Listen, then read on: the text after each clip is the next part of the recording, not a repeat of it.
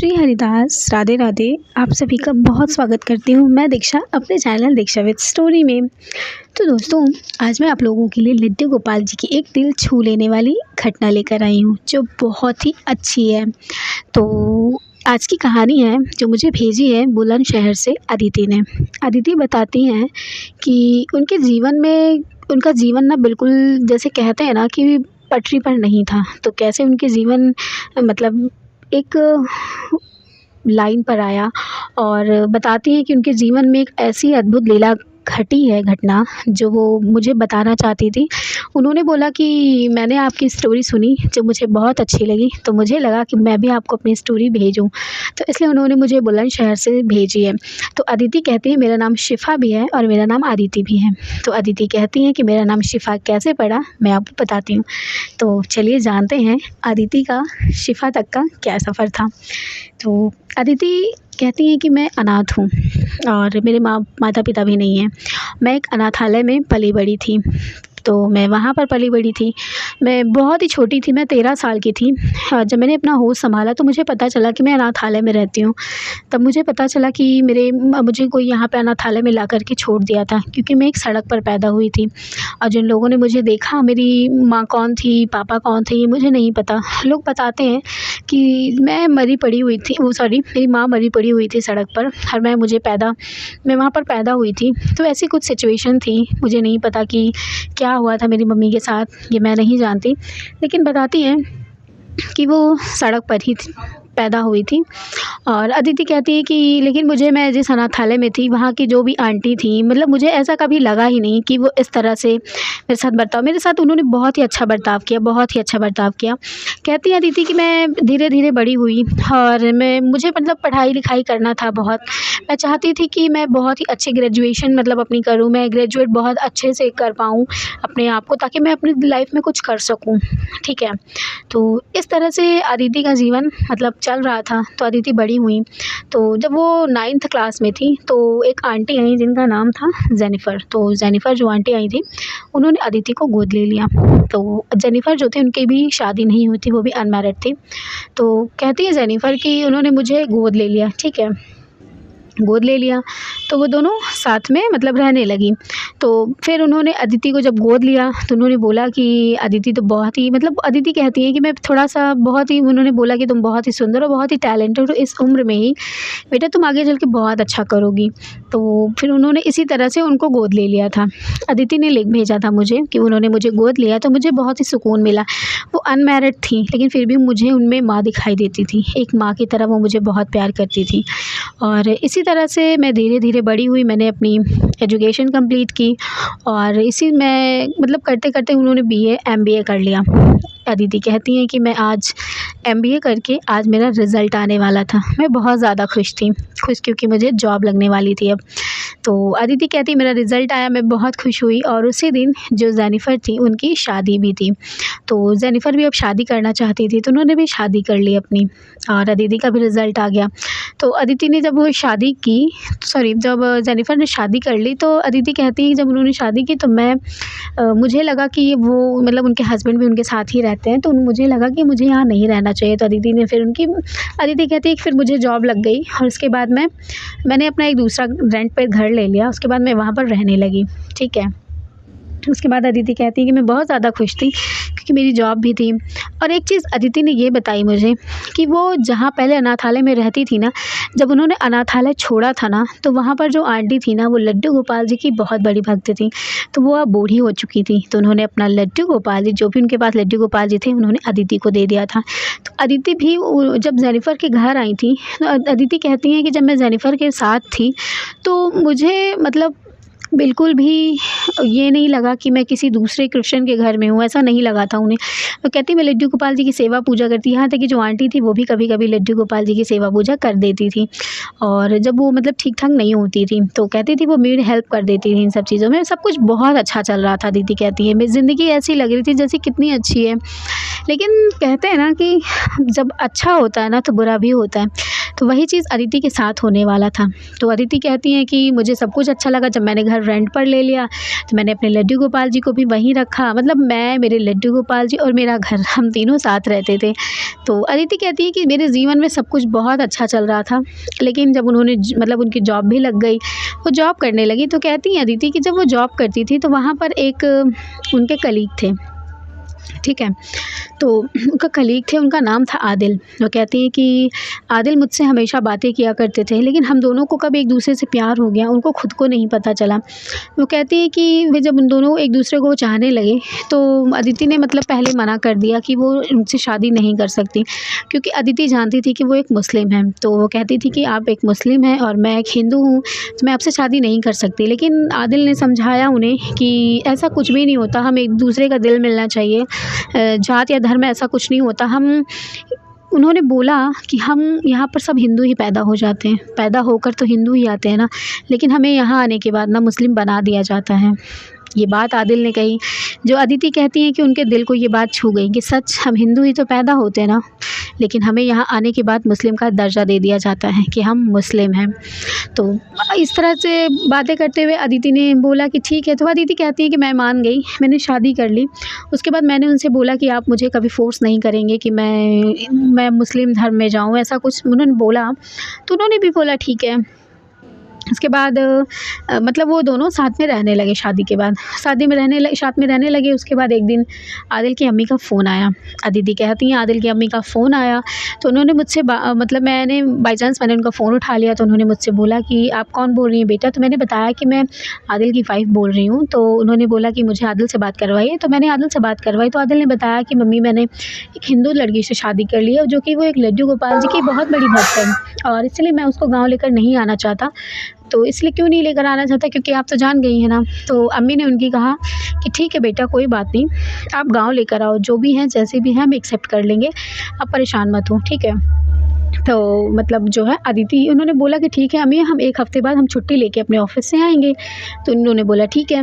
तो फिर 1 हफ़्ते बीत जाते हैं, अदिति कहती हैं। फिर वो बुलंदशहर जाती हैं, उनका गाँव मतलब बुलंदशहर के गाँव, मतलब गाँव में पड़ता है उनका जो घर है। तो वो मतलब गाँव पे जाती हैं। गाँव में जाती हैं तो उस समय पे उनके अम्मी और जो उनके अब्बू थे वो नहीं थे। तो वो लोग अम्मी अब्बू बाहर चले गए थे, क्योंकि उनकी जो आदिल की नानी की तबीयत ज़्यादा ख़राब हो गई थी। तो उस टाइम पर वो दोनों नहीं थे। तो अदिति कहती हैं कि वो उनका घर बहुत बड़ा, उनके यहाँ पे उनकी देवरानी जेठानी जो भी थे वो सब साथ में ही रहते थे। और जिस दिन वो घर आई थी वहाँ पर उसके अम्मी अब्बू नहीं थे। तो वो लड्डू गोपाल जी को अपने साथ लेकर आई थी।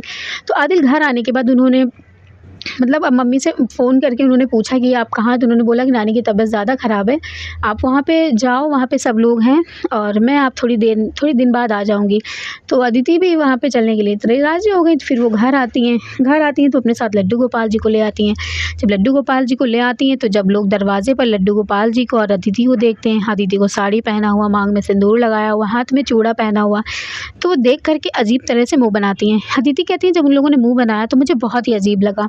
मुझे ये लगा कि ये इस तरह कैसे कर सकती हैं। तो उन्होंने अदिति ने सबके पैर छुए, तो उन्होंने बोला हमारे मुस्लिम धर्म में पैर नहीं छुआ जाता, हम गले लगते हैं। तो अदिति ने कहा लेकिन हमारे कल्चर में पैर छुआ जाता है, हम बड़ों का आशीर्वाद लेते हैं, तो आप भी मुझे आशीर्वाद दीजिए। तो आदिल ने बताया कि हमारी चाची हैं, मतलब उन्होंने बोला सबसे, मतलब जो भी थे उनके रिलेशन वाले। अदिति कहती है मैंने सबके पैर छुए, मैंने सबके आशीर्वाद लिए, सब कुछ ठीक ठाक से जो भी हुआ। तो कुछ लोग थे वहाँ जो मुझे देख कर के खुसर-पुसर कर रहे थे, मतलब कह रहे थे बार-बार कि ये हिंदू है, मांग में सिंदूर लगा कर आई है, हमारे घर में ऐसा होता नहीं है, हम तो एक सच्चे मुसलमान हैं, हम तो 7 टाइम की नमाज़ अदा करते हैं, हमारे घर में ऐसा कैसे हो सकता है? तो हमें ये सब मंज़ूर नहीं है, हमें इसके ये जो भगवान है ना इनको हटाना पड़ेगा। मतलब इस तरह की बातें जब अदिति ने सुनी तो अदिति ने तुरंत आदिल से बताया, आदिल से बोला कि ऐसी-ऐसी बातें कर रही हैं। तो आदिल ने कहा तुम परेशान मत हो, और मैं यहाँ पे, ये हमारे फैमिली वाले हैं, ये ऐसे ही हैं थोड़ा-सा, तो हमारे अम्मी अब्बू इस तरह से नहीं है, तुम परेशान मत हो, तुम्हें यहाँ पे कोई फ़ोर्स नहीं करेगा कि तुम अपने भगवान की पूजा ना करो, ऐसा कुछ भी कोई नहीं कहेगा। तो ये चीज़ सुन के अदिति थोड़ा-सा खुश हो गई। उसके बाद रात बीती, सुबह हुई।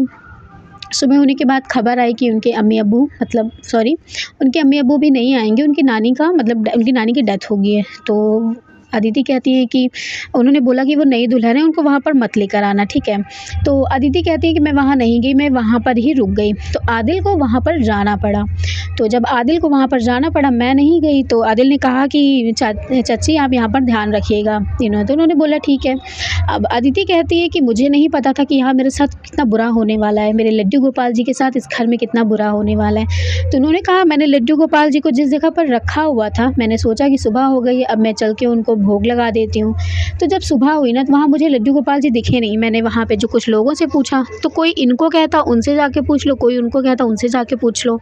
तो मैं मतलब ढूंढती रही लड्डू गोपाल जी को। इसी तरह से करते करते सुबह से शाम हो गई, मेरे लड्डू गोपाल जी मुझे नहीं मिले। अब मैं बहुत ज़्यादा परेशान हो गई थी। मैं आदिल को भी वहाँ पे फ़ोन नहीं कर सकती थी, क्योंकि वो जिस समय जिस टाइम पे जिस जगह पर गए थे, मैं ऐसे फ़ोन नहीं कर सकती थी उनसे, वो भी इन सब चीज़ों को बताने के लिए। तो मुझे लगा कि मैं वहाँ पर पूछूँ, तो वहाँ पर एक लड़की रहती थी, उसका नाम था शबाना, मतलब उन्हीं के घर में थी। तो मैंने उनसे पूछा कि शबाना से कि तुमने मेरे लड्डू गोपाल जी को देखा? तो उसने मुझे जो बताया ना, मैं सोच नहीं सकती ऐसा क्या हो, क्यों कर सकते हैं ऐसे लोग। तो उन्होंने बताया कि आपके जो लड्डू गोपाल जी आप ले आई थी ना भाभी, उन्होंने ना वो जो वहाँ पर अंदर वाला जो स्टोर रूम बना ना, वहाँ पे बक्से के अंदर उन लोगों ने उनको भर कर रखा है। इतना सुन करके अदिति कहती हैं कि मेरी तो हालत ही ख़राब हो गई, मेरे तो पैरों के नीचे से ज़मीन खिसक गई। उन्होंने बोला कि जब से आपने इन लोगों को दिया है ना, तब से इन लोगों ने वहीं पर रखा है। भाभी मुझे अच्छा नहीं लगा, लेकिन मुझे आपसे बताना पड़ा। ये बात सुन कर के मैं तुरंत उस तरफ भागी, मैं तुरंत उस तरफ गई। मैंने अपने लड्डू गोपाल जी को वहाँ से निकाला। और जब मैं वहाँ से निकाला, तो बताती हैं कि वहाँ पे एक फ़ातिमा बी करके एक औरत रहती थी। तो उन्होंने मतलब वो मुझे आंखें दिखाने लगी कि तुम हिंदू लड़की हो करके हमारे घर में आके ज़बरदस्ती कर रही हो, तुम्हारे ये भगवान है, तो हमारे घर में ये सब नहीं चलेगा, इसलिए हमने इनको यहाँ पर छुपा दिया था। तो फिर इस तरह की बातें हुई। यहाँ तक कि अदिति बताती हैं कि वो मेरे ऊपर हाथ उठाने के लिए आमादा हो गई थी। मेरे ऊपर हाथ भी उन्होंने उठाने की कोशिश की थी, जब मैं उनसे इस चीज़ को कह रही थी कि ये मेरे भगवान जी मेरे लड्डू गोपाल जी को नहीं करे। मैं बहुत रोई रात भर। उसके बाद मैं बहुत ज़्यादा रोई, बहुत ज़्यादा। मैंने अपने लड्डू गोपाल जी से कहा कि हे कान्हा जी, क्या मैंने कोई गलती कर दी? क्या मुझे ऐसा नहीं करना चाहिए था? क्या मुझे सच में आदिल से शादी नहीं करनी चाहिए थी? मुझे माफ़ कर दीजिए। क्या मैंने आपके साथ इतना बड़ा अत्याचार होने दिया कैसे? मैं खुद ही नहीं समझ पा रही हूँ। मैं तो यहाँ पर सो रही थी रात भर, लेकिन मैंने आपको इस एक बक्से में बंद कैसे आप हो सकते हैं? मतलब अदिति कहती है मैं इस चीज़ को देख कर के मैं बहुत ज़्यादा रोई, मैं बहुत ज़्यादा परेशान हो गई। लेकिन फिर सुबह हुई तो आदिल से मैंने तुरंत आदिल को कॉल किया। तो आदिल ने बोला कि क्या बात है? मैंने कहा आदिल अगर आप यहाँ नहीं आएँगे तो मैं एक पल भी इस घर में नहीं रुकूँगी। तो आदिल ने बोला कि तुम परेशान मत हो, मैं अम्मी अब्बू को लेकर के आ रहा हूँ, ठीक है? तो आदिल आते हैं अम्मी और अब्बू को लेकर के। जब उनकी अम्मी और अब्बू ने देखा, तो मतलब अम्मी अब्बू जब आए उनके घर में, तो उन्होंने जब देखा तो वो तुरंत गए पैर छुए। तो उन्होंने पैर छुए, तो उन्होंने आशीर्वाद दिया कि बेटा सदा खुश रहिए। तो उन्होंने बोला कि हमारी बहू आई है, तो हम सारा रस्म हिंदू की तरह करेंगे। तो उन्होंने उनसे बोला, जो भी उनके परिवार में जेठानियाँ थी, देवरानियाँ थी मतलब, तो उन्होंने बोला कि आपने हमारी बहू का स्वागत तो किया था ना, हम लोग आपसे कह कर गए थे। तो उन्होंने बोला कि नहीं, हमने कुछ नहीं किया। तो फिर उनकी अम्मी ने कुछ नहीं बोला। पहले तो अदिति कहती है कि मैंने कुछ भी नहीं कहा, क्योंकि उनकी अम्मी इतनी अच्छी थी। उन्होंने कहा कि हम तुम्हारा आलता पहले हम रखेंगे, उसके बाद तुम हमारे घर में प्रवेश करना कलश गिरा करके। मतलब ये सब चीज़ें देख करके ना मुझे बहुत ही अच्छा लगा। मैं पता है कुछ देर के लिए ना ये सब चीज़ें भूल गई, थोड़ी देर के लिए, कि ये सब मेरे साथ आज कल रात को मेरे साथ क्या हुआ था। तो सब कुछ अच्छे से हुआ, मेरा गृह प्रवेश कराया गया, मेरी सारी रस्में कराई गई, मैं बहुत ज़्यादा खुश थी। उसके बाद जब आदिल की अम्मी ने लड्डू गोपाल जी को देखा, तो उन्होंने उनके पैर छुए। उन्होंने कहा कि आप आ गए हमारे घर, हमने आपको बचपन में बहुत देखा है, बचपन से आपको देखते आ रहे हैं, लेकिन मुझे नहीं पता था कि आप हमारी बहू के साथ हमारे घर आएंगे। हम बहुत खुश हैं आपके आने से। जब इन सब चीज़ों को मैंने देखा, तो मुझे लगा कि क्या सच में कोई ऐसा मुस्लिम भी हो सकता है? कोई कैसे कर सकता है? और कुछ दिनों मतलब कुछ देर पहले या कल के दिन मेरे साथ इस तरह इस घर में घटना हुई, तो मुझे लगा कि मुझे इन सब चीज़ों को नहीं कहना चाहिए। लेकिन फिर मुझे लगा कि मुझे आदिल से इस बारे में बताना चाहिए। तो मैंने आदिल से इस बारे में बताया कि इस तरह की हुई, मतलब जो थी वो फ़ातिमा भी थी, उन्होंने मेरे ऊपर हाथ भी उठाने की कोशिश की। इस तरह की चीज़ें जब मैंने उनसे बताई, तो आदिल बहुत गुस्सा हुए। उन्होंने बोला मैं बात करूँ, लेकिन मैंने कहा नहीं, आपकी अम्मी तो इस तरह नहीं है ना, तो आप परेशान मत होइए। फिर उनकी अम्मी ने मतलब बहुत अच्छे से मुझसे बात की। आपको यकीन नहीं होगा, मैं उनके साथ वहाँ पर काफ़ी दिनों तक रही। लेकिन मैं उनके घर में थी ना, तो उनकी जो देवरानी थी ना, वो और भी जो परिवार फैमिली वाले लोग थे ना, वो हमेशा उनको कहते थे कि अरे ऐसा कैसे कर सकते हो, हमारे बच्चों की तो नाक कट जाएगी, हमारे बच्चों की तो अब शादी नहीं होगी इस धर्म में, वो कहेंगे तुम्हारे घर तो हिंदू की पूजा होती है, ऐसी वैसी मतलब दादी अदिति की बहुत ज़्यादा बातें हुई। तो फिर अदिति कहती है कि मैं वहाँ पर 1 महीने रही, मुझे सब कुछ अच्छा लगा। मतलब उनकी माँ बिल्कुल भी ऐसी नहीं थी, उनके अब्बू भी बिल्कुल ऐसे नहीं थे, मुझे बहुत ज़्यादा वो प्यार करते थे, मेरी सारी ख्वाहिशें पूरी करते थे। यहाँ तक कि जब जन्माष्टमी आया ना, तो उन्होंने जन्माष्टमी के दिन भी लड्डू गोपाल जी के लिए सारी व्यवस्थाएँ की। उन्होंने बोला बेटा अगर किसी चीज़ की कमी हो ना तो मुझे ज़रूर बताना। मतलब उस घर में जो लोग थे वो उनको अच्छा नहीं लगता था, लेकिन क्या था ना कि आदिल उस घर में कमाते थे, घर का खर्चा वही चलाते थे, पूरे घर का खर्चा वो चलाते थे। तो इसीलिए कुछ लोगों के बोलने के लिए इसलिए भी हिम्मत नहीं हुई थी।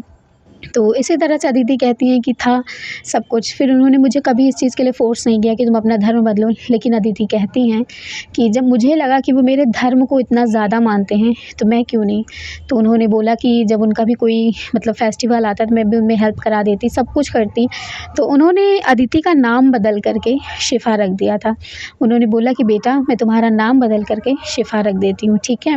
उनकी अम्मी ने उनका नाम बदला। तो अदिति कहती है कि मैं खुश होकर के मैंने अपना नाम शिफ़ा रखवा लिया, मुझे कोई प्रॉब्लम नहीं थी। तो फिर उसके बाद वो अदिति कहती है कि मैं वहाँ पर 2 महीने थी। 2 महीने के बाद फिर हम लोग अपने वहाँ पर ऑफ़िस में आ गए थे। अदिति कहती है कि मैं प्रेग्नेंट भी थी और फिर उन्होंने मतलब 1 महीने में ऑफ़िस में अपने काम करने के बाद मैंने छुट्टी ले ली थी। छुट्टी के बाद मुझे काफ़ी टाइम के लिए छुट्टी मिल गई थी।